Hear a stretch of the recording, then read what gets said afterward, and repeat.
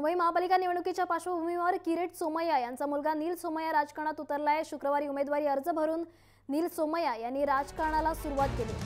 निवडणुकीत पारदर्शक कारभार हाच अजेंडा असेल, शिवाय सेना भाजप असा कोणताही स्वरूपाचा संघर्ष माझा नसेल असं सांगत नील सोमय्या राजकारणात उतरलेत आणि त्यांच्याशी बातचीत केली आमचे प्रतिनिधी राजू सोनावणे यांनी। महापालिका निवडणुकीसाठी आज अनेक उमेदवारांनी जे आहे ते अर्ज दाखल केलेले आहे। आज शेवटची तारीख होती। अनेक उमेदवारांचं करिअर जे आहे पॉलिटिकल आजपासून सुरू झालेलं आहे। आपल्यासोबत नील किरीट सोमय्या आहे। नीलजी, काय सांगाल, आज तुम्ही अर्ज दाखल केलेला आहे, खऱ्या अर्थानं आजपासून तुमचा राजकीय प्रवास जो आहे तो सुरू झालेला पाहायला मिळतोय?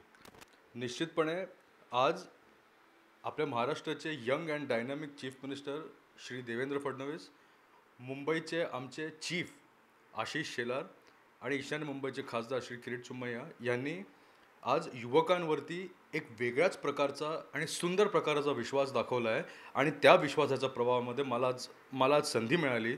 मी त्यासाठी त्यांचा खूप खूप आभार मानतो आणि मी माझ्या 108 या वॉर्डच्या कल्याणासाठी पूर्णतः दिवसरात्र एक करेन। हा जो पारदर्शकता मुद्दा आहे त्याच्यावरती कुठेतरी इथे तुटल्याचं पाहायला मिळते ना, कारण भाजपने प्रस्ताव ठेवला, सेनेने त्याला उत्तर दिलं नाही आणि कुठेतरी संपूर्ण आहे। पारदर्शकतेच्या मुद्द्यावरती युती तुटली किंवा नाही हे आमचे नेतेगण ठरवतील, पण सेना वर्सेस भाजप हे नाही, हे मी आज स्पष्ट करू इच्छितो।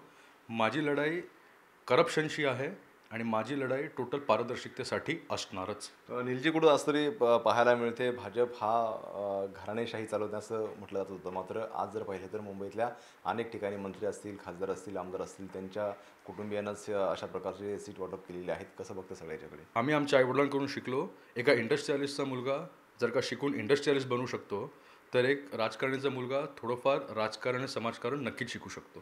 काय वाटतं येणाऱ्या इलेक्शनच्या या संपूर्ण याच्यामध्ये भाजपचा महापौर असेल सर्व मत? भाजपचा महापौर हा निश्चितपणे असणार। कॅमेरामन प्रतीक सर, राजू सोनावणे, जय महाराष्ट्र, मुंबई।